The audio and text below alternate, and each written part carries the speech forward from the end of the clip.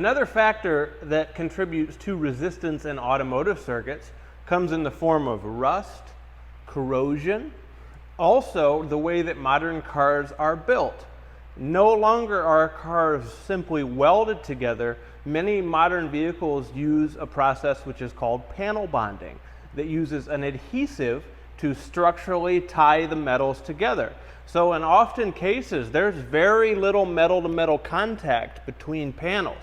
Now it is for this reason, all of these reasons, why we should never ever use a body ground or anything like a bolt in the frame. We should never use those aspects to ground our circuits. Now, checking resistance is something that we're going to want to do from time to time. It's a very simple measurement to take. The first rule of thumb, we want to make sure our meter is set properly. So in this case, the black goes in the common port as always, and our red lead is in the volt, which is the V, and then the ohms, which is a horseshoe. That's resistance. So I'm also going to turn the dial to measure ohms. Now when we measure ohms, we have to make sure the component that we're measuring is unhooked and removed from the circuit. Otherwise, it can, at a minimum, give us a bad reading. On the worst side, it can damage your meter.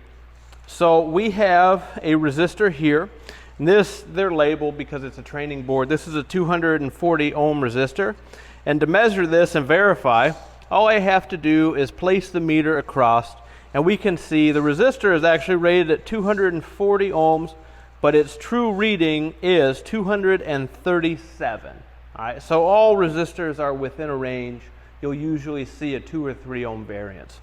But that is how we check resistance, and resistance, as we will recall, is the opposing force to electrons moving through a wire. It's always present, and anytime resistance is present, we have heat.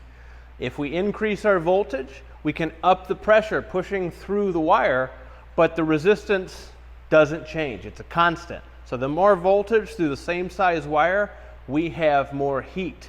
Same thing if we have a small wire and we're trying to pull more amperage through it or make it do more work, we also have more heat and also interference from other things that are trying to share that power source.